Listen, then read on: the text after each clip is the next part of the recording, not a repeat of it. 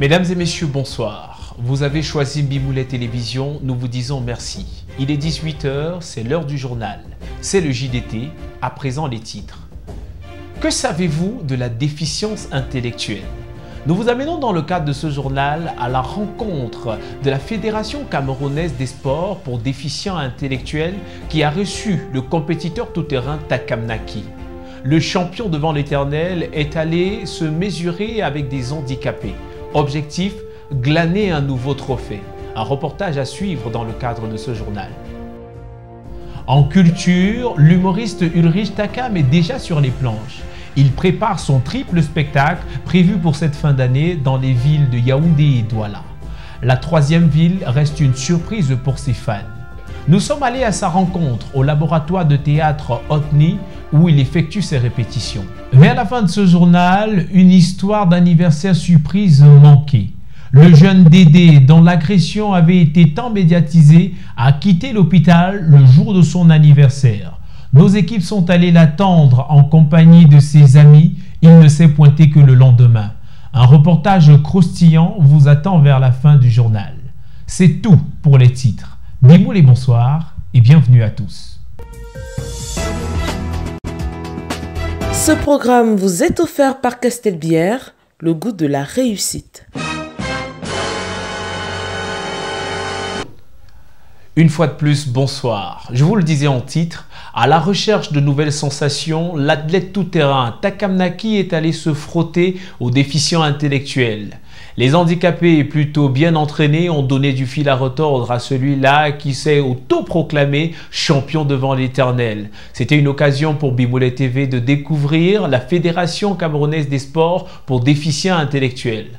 Reportage, Joseph René, Samuel Ramzi, Isaac Bébert.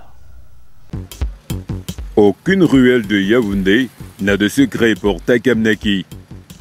Ici, au quartier Loncac, il est connu de tous pour sa suractivité. Takam Naki ne lâche rien. Il vient de remporter le championnat des déficients physiques de Biémassi.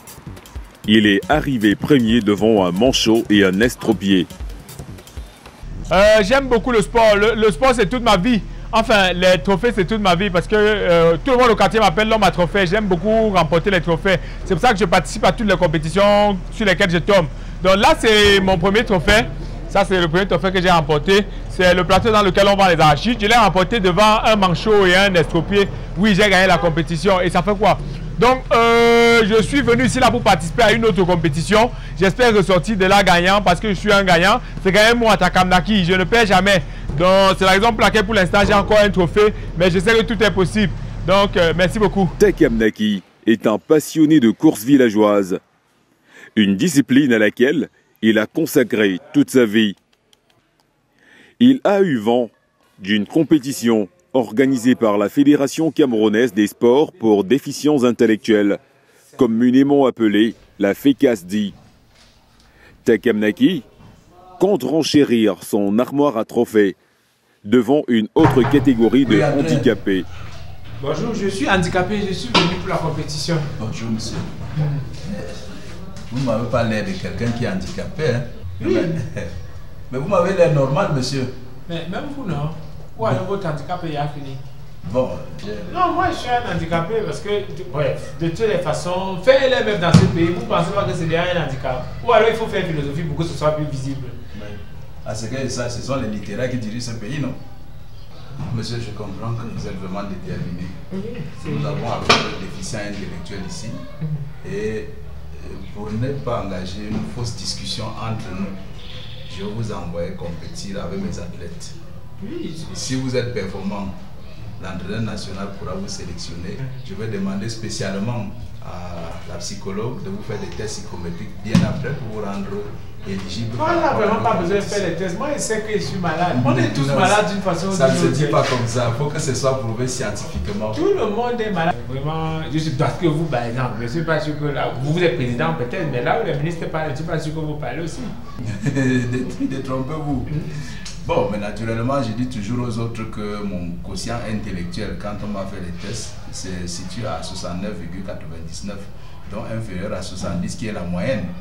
les chiffres là, on nous a pas appris ça en LMF. Moi je suis Takamaki, un champion, je suis venu gagner. Donc si vous avez des compétitions, donnez-moi les compétitions. Bon, ok, je vous accorde votre chance. Vous allez tout de suite commencer avec la mère des disciplines sportives, à savoir l'athlétisme. Je suis un athlète. Voilà, et par la suite, ce sera le football. Je suis un footballeur. Je vous vois déjà habillé en vert ou jaune. J'espère que vous n'allez pas intimider vos adversaires avec. Non, c'est le Cameroun qui gagne. D'accord, et vivement que ce Cameroun gagne avec les déficients intellectuels. Takem Naki a été admis. Il va se mesurer à 3 athlètes déficients intellectuels.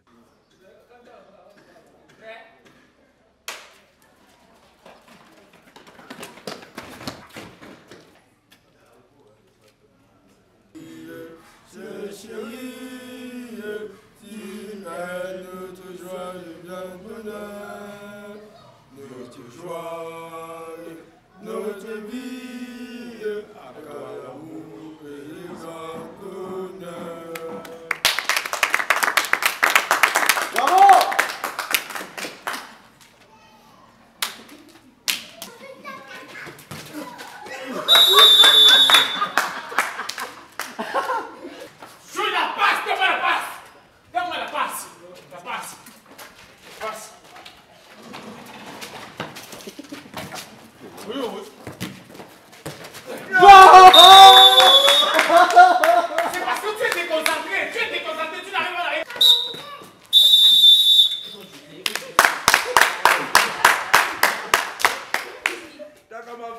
Les faits ont donné raison au président Aléocole. Takem Naki a terminé dernier à la course de vitesse et son équipe a été battue 3-0 dans une rencontre de bucket foot.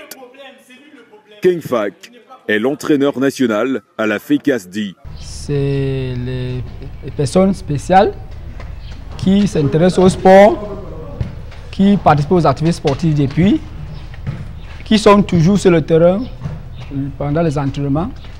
Ils travaillent comme toutes autres athlètes. Ils font le football, il y a les bons joueurs parmi. Il y a les internationaux là, les enfants qui ont vécu leur vie, qui ont vraiment mouillé le maillot du pays. Et c'est vrai qu'il y a, comme partout, il y a des petites difficultés. Et comme je l'ai dit, c'est les personnes spéciales. Mauvais perdant, Takem Naki a tout fait d'accuser l'arbitrage qui l'aurait défavorisé dans une discipline qui n'est pas sa discipline de prédilection. Moi j'accuse l'entraîneur, il y a eu la fraude. Il y a eu fraude, j'accuse l'entraîneur. Quand je suis arrivé ici, moi là-bas, regardé avec les mauvais yeux, j'ai senti que ça n'allait pas aller. Et après, moi je vois, il organise ces choses, il me met avec un mouilleur. Est-ce que c'est ça le problème des grands joueurs dans ces pays? On les aligne toujours avec les mouilleurs. Parce que nous, on ne peut pas tout faire. On ne peut pas tout faire. C'est vrai que vous avez dit que j'ai perdu la course, mais même pour courir, c'est que quand tu cours avec les mouilleurs, ça n'a pas de sens. Il y a la fraude. Je pensais que cette compétition était un peu différente, mais je suis déçu. Je suis franchement déçu. Normalement, si j'avais payé pour participer ici, on devait me rembourser mon argent.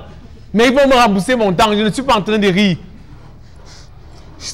Moi, Takem Naki, je paie. Moi, je paie. Mon père a perdu quelle compétition dans ce pays? Aucune. Nous avons demandé à 2 athlètes déficients intellectuels de partager leurs expériences dans la pratique du sport malgré leur handicap. Je suis un footballeur, je joue à l'équipe nationale, mais je dois beaucoup m'entraîner, je dois beaucoup ici marquer. Je suis en équipe nationale, je joue défenseur central. Je suis fier quand mes soeurs me voient jouer et je suis content le président de Damas. Je suis content ici pour le côté. Entre l'athlétisme et le foot, j'aime plutôt le football. Le plus grand nombre de buts que j'ai marqué dans une compétition, c'est 4. Quand je joue, j'aime voir quand le président vient au stade. J'aime voir comme mes frères viennent au stade. À Léocole, le président de la FECASDI a félicité Takem Naki pour son courage. Il invite les personnes normales à se frotter aux déficients intellectuels. Bien évidemment, il faut dire que lorsque nous parlons de la déficience intellectuelle, il s'agit ici des personnes qui ont un retard dans le développement de l'intelligence. Mais sinon, c'est des personnes normales comme vous et moi. C'est simplement qu'au niveau de la réflexion, on ne peut pas avoir les mêmes résultats. Bon, comme on a essayé de quantifier, c'est vrai que l'intelligence est rebelle aux chiffres, mais là, les psychologues ont pu trouver une passerelle qu'on a appelée le quotient intellectuel. Il faut donc dire que le quotient intellectuel, ici, c'est le rapport de l'âge mental sur l'âge chronologique multiplié par 100. Et c'est ce rapport, lorsqu'il donne 70, où on peut dire que c'est la moyenne. Et en dessous de 70, il s'agit de la déficience intellectuelle. Donc vous comprenez que ce n'est pas la maladie mentale qu'on appelle vulgairement la folie, comme on a l'habitude de le dire. Pourquoi? Parce que cette déficience intellectuelle, il y a la déficience légère, moyenne, profonde et sévère. Donc ces 4 classes-là font en sorte qu'on ne peut pas tous les mélanger pour la même compétition parce que la motricité ne peut pas être la même.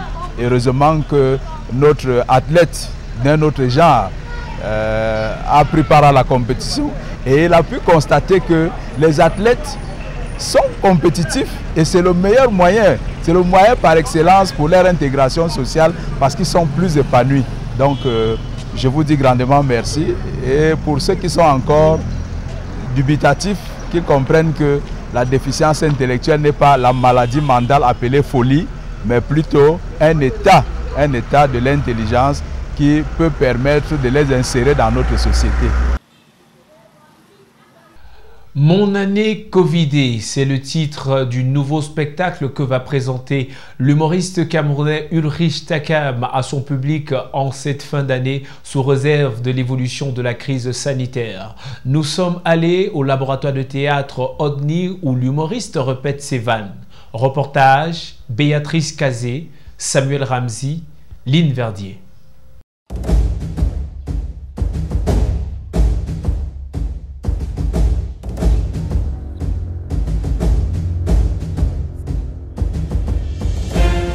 Les pieds nus, les muscles en l'air, voici maintenant 3 heures que l'humoriste Ulrich Takam répète.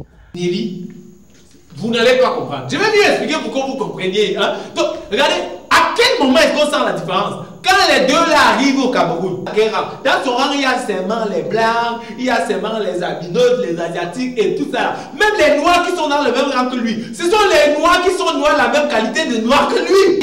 Le jeune de 25 ans prépare activement son prochain spectacle, un texte de près de 2 heures qui va traiter de l'actualité de cette année 2020 particulièrement mouvementée. Alors, mon équipe et moi, on a décidé de baptiser le spectacle Mon année Covidée, donc en hommage au grand coronavirus qui a raflé tous les trophées, qui a raflé tous les buzz de cette année, de Yaoundé à New York, en passant par Chicago, même au Téhéran. Donc vraiment, c'est le grand buzzer de cette année, c'est Corona. Et il fallait qu'on lui rende cet hommage-là. C'est la raison pour laquelle on s'est dit, OK, le spectacle va s'appeler Mon année Covidée. Mon année Covidée, ça ne veut pas dire que moi j'ai le corona, que j'ai eu le corona cette année. Ça veut dire que non, mon année s'il a eu le corona. C'est mon année qui a eu le corona, pas moi. Mais on va en parler dans le cadre du spectacle, on le prépare et on est motivé. Il s'agit du 5e one-man show de l'humoriste depuis 2016. Cette fois encore, c'est Landry Ngeitsa qui s'occupe de la mise en scène. Nous avons, depuis l'année 2016, travaillé sur plein de projets ensemble. Et à chaque fois qu'on évoluait, on a reçu un certain nombre de critiques. Et à chaque fois également, on tente, n'est-ce pas, de rectifier, de corriger, de faire remonter la pente. On ne va plus retomber dans les mêmes erreurs, les mêmes travers. C'est la raison pour laquelle, tel que vous avez observé tout à l'heure pendant notre séance de répétition, je deviens de plus en plus regardant sur ces déplacements. Je prête également beaucoup d'attention à comment est-ce qu'il sort d'un personnage pour en rentrer dans un autre et comment est-ce que la narration se fait de manière à ce qu'on sente une certaine fluidité. On ne veut plus que les gens, au sortir du spectacle de Ulrich Takam, n'est-ce pas, nous disent « je suis resté sur ma fête, c'était bien mais ». Non, il n'y aura plus le « c'était bien mais ». On va dire seulement « waouh ». Mon année Covidée, c'est l'effet waouh. C'est l'effet waouh, c'est l'apothéose des spectacles de Takam. Comment est-ce que ce spectacle sera le correctif de tout ce qu'on a déjà eu à montrer aux gens, que ce soit à Yaoundé, que ce soit au public de Douala, que ce soit à ceux de l'extérieur, parce que ces spectacles également sont diffusés sur YouTube, donc à l'international. Comment est-ce que ces critiques-là, même au niveau de la lumière, au niveau du son, au niveau de comment est-ce que même il s'habille, son costume, comment est-ce qu'il se déplace, comment est-ce qu'il parle, comment est-ce qu'il... Et les textes même, c'est-à-dire le contenu du texte même, est-ce qu'il est possible qu'on fasse une certaine cohérence, n'est-ce pas, dans la correction, dans l'amélioration de ce que nous voulons présenter aux gens dans mon année Covidée. Donc voilà un peu le travail que j'aurai à faire pendant cette résidence de création-là, parce qu'il faudrait que On ressent qu'il y a un nouveau Takam qui arrive, un Takam sorti du confinement, un Takam sorti, n'est-ce pas, du Covid, et un Takam, voilà, qui explose tout feu, tout flamme. Et on s'est dit, ce n'est pas seulement un humoriste, ça. Après le succès de Ma Première Fois, son dernier spectacle avec près de 2000 spectateurs dans les villes de Yaoundé et de Douala, Bimoulé Prod promet un moment intense pour les fans de l'humoriste. L'idée ici, c'est de faire mieux que l'année dernière. On a fait 700 places à Yaoundé et un peu plus de 1000 à Douala. Je ne sais pas s'il y a des salles plus grandes. L'idée, c'est de faire mieux que l'année dernière, d'attirer un plus grand nombre de personnes. Malgré la crise sanitaire, le type charbonne, quoi. Vous avez vous-même vu, le gars a commencé le travail un peu vite. Donc, pour pouvoir être fin prêt pour les événements en question, en fin d'année, on peut réserver aussi une petite surprise, ça on va le dire avec le temps. Est-ce qu'on va ajouter une troisième date ou pas? C'est en étude. Par rapport à l'année dernière, nous avions fait 2 dates en fin d'année. C'est un grand moment pour lui et pour tous ceux qui l'accompagnent. Je sais aussi que c'est un grand moment pour ses fans qui étaient très nombreux en salle l'année dernière et que nous espérons encore plus nombreux cette année pour vivre ce spectacle exceptionnel. Pour Ulrich Takam, c'est le seul moyen d'exorciser cette année ce vilain virus. Il espère qu'en décembre, les regroupements de plus de 50 personnes seront autorisés. Non, mais jusqu'ici, les affaires de le regroupement, 50 personnes, là, ils n'ont pas encore levé ça. Donc, du coup, on est encore coincé, mais ça ne nous empêche pas de répéter, de faire déjà... quand on est en train de répéter, là, je suis avec mon metteur en scène, on n'est pas 50. Donc, nous, on travaille. Et si c'est qu'ils décident maintenant que c'est le 25 novembre qu'ils vont lever leurs mesures, là, on sera à 2 jours du spectacle. Est-ce que c'est à 2 jours du spectacle qu'on va faire quoi? C'est pour ça qu'on décide de travailler maintenant. Ce n'est pas le 10 décembre qu'on va commencer à préparer le spectacle du 11 décembre à Douala. Non, on prépare tout afin que le 27 on soit prêt et puis le 11 on soit prêt. C'est ce qu'on veut. Depuis quand tu es sérieux comme ça? Non, mais il faut que ce soit sérieux pour pouvoir respecter les gens qui doivent nous suivre et tout ça. T'es sérieux un jour, mouf. Je ne suis pas sérieux. Les gens m'ont payé 5 000. Toute ta vie, tu es sérieux. Les gens m'ont payé 5 000. Dis, mais tu ne veux pas que je sois sérieux avec eux, comment? Tu dois être sérieux, non, mon ami. Et d'ailleurs, tu es venu ici là pour jeter un coup d'œil sur le spectacle, pas pour gueuler. On t'aide de tout babader. Quand la barbe là va pousser, tu seras plus intelligent. Terminons ce journal avec cette histoire d'anniversaire surprise manqué. Le jeune Dédé, victime d'agression médiatisée, a quitté l'hôpital le jour de son anniversaire. Nos équipes sont allées l'attendre en compagnie de ses amis qui se sont cotisés pour organiser un surprise birthday. Malheureusement, Dédé ne s'est pointé que le lendemain. Reportage, Larissa Giacomo, Samuel Ramzi, Frédéric Verdasco. Dodo, Dada et Didi sont pressés. Il faut terminer la mise en place avant 13 h. Leur ami et frère, Dédé, quitte l'hôpital tout à l'heure. Il avait été victime d'une agression très médiatisée. Il revient à la maison après 2 mois d'hospitalisation. Cela coïncide avec son anniversaire. Ses potes lui réservent une surprise de taille. Dédé a mis l'ongle dehors. Ça fait 2 mois. 2 mois. Il a fait 2 mois à l'hôpital. On sait que comme il va rentrer là, nous sommes là pour l'attendre, son anniversaire. Il y a une grand-mère de 76 ans qui l'a agressé. Elle a raclé notre frère, elle a pris son portable, une vieille mère. Normalement, on ne comprend pas comment ça s'est passé. Le tabasser, le mettre dans la rigole. Bref, c'était vraiment triste. Il sort de l'hôpital le jour de son anniversaire, vraiment, on va célébrer, on va célébrer. Il va courir seulement ici là. Que non, mince. C'est vrai qu'il aime le dehors, mais le tout ici là, non, il va vite rentrer. Dédé avait été agressé par une grand-mère de 76 ans qui lui avait piqué son portable et ses sandales sans confiance. La mamie l'avait également rossé. Ramassé dans la rigole, le beau gosse a été hospitalisé pour 2 mois. Tous les médias, les Facebook, les YouTube, les blogueurs et tout ça, ils ont commencé à parler de ça depuis pour se moquer de lui. On ne comprend même pas, comme s'il n'avait pas honte comme ça. Même comme ça fait des mois qu'il n'est pas venu là, moi je suis sûr qu'il était bien guéri depuis. Mais c'est que bon, il avait un peu honte de venir au quartier et tout ça, la soupe populaire. Tu vois, la soupe populaire, c'est déjà la population. Bon, il avait honte. En même temps, c'est quand même bizarre. Tu te fais agresser par une grand-mère et tout ça. Oh, car elle a aussi, gars. On m'a même dit qu'elle a créé le gang. Que c'est chaud dans les autres quartiers là maintenant, ça sera terrible. Elles sont en train de s'implanter. Normalement, une grand-mère, quand elle est en fin de carrière comme ça, là, si elle veut rester dans le showbiz, elle doit entrer dans les choses comme le voyage de nuit. Donc si moi je ne comprends pas qu'elle crée les gangs ou elle agresse les gens, c'est bizarre. 4 heures après, Dédé a bien quitté l'hôpital, mais personne ne sait où il est parti. Ses potes sont inquiets et l'ambiance de la fête est retombée jusqu'aux chaussettes. Didi, son partenaire des coups foireux, pense que Dédé est en train de bousiller leur anniversaire surprise. Le gars, c'est terrible. J'ai le docteur, il a quitté l'hôpital normalement. En principe, il devait déjà être ici. Où la grand-mère là, le piégeait seulement. Où elle allait le chercher là-bas pour finir avec lui. Je ne sais pas. Maintenant, on fait quoi de tous les trucs qu'on a achetés ici? Les pompes, si on pèse ça. Donc, l'argent qu'elle est prêté, on peut pas aller dans l'eau. Les gars, on doit prier. Dédé a finalement retrouvé le chemin de la maison. Il a repris son activité normale dès la sortie de l'hôpital. À son arrivée, il constate que ses amis avaient prévu de le surprendre. Ouais, mon jumeau. Il est rentré chez eux. Là, tu fais attendre rien ici toute la journée. On t'organise un anniversaire surprise. Il fait une pause même des questions. Mais gars, vous organisez l'anniversaire surprise, vous ne me dites pas. Est-ce qu'on organise l'anniversaire surprise à quelqu'un sans le prévenir? Comment moi je peux savoir que vous êtes en train d'organiser l'anniversaire surprise? Il faudra me dire que vous êtes en train d'organiser l'anniversaire surprise. Comme ça, il peut jouer le surprise. Il arrive à dire que wow, l'anniversaire, oh la surprise, oh les ballons, oh allumons les bougies sur le gâteau et tout ça. Ah! Ouais! Qu'est-ce qui arrive aux gens?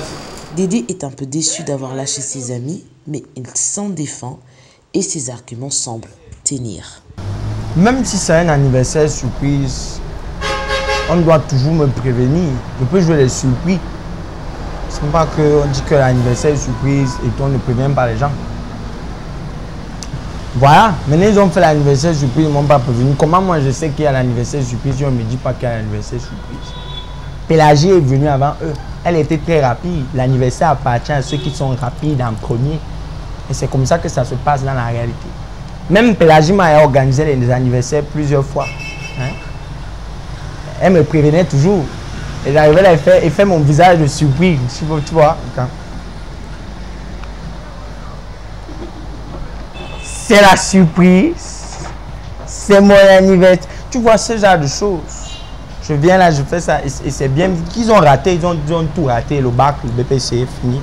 C'est fini la joie. Happy birthday to you. C'est tout.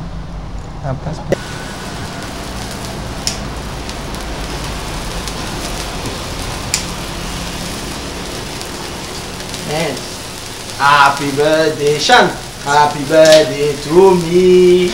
Happy birthday to me. Ce programme vous a été offert par Castelbière, le goût de la réussite. Mesdames et messieurs, c'est la fin de ce journal. C'est terminé. Rendez-vous ce mercredi 15h30. Ernestine fait son grand retour dans les délires de Takam. Le samedi, lorsqu'il sera 18h, un invité surprise vous attend dans le cadre des feats de Takam. Merci à Kalak FM qui nous accompagne dans la diffusion de ce journal. Et nous allons fermer ce journal avec ces images que nous avons captées sur le terrain. Des images qui nous ont marquées et nous avons décidé de les partager avec vous. Bonne dégustation à vous. Ah là là. Ils vont déguster les images. Ah, Dieu est fort. Ah, je confirme. Dieu c'est un monsieur. Quand il fait ces choses. Dieu, c'est le président du comité.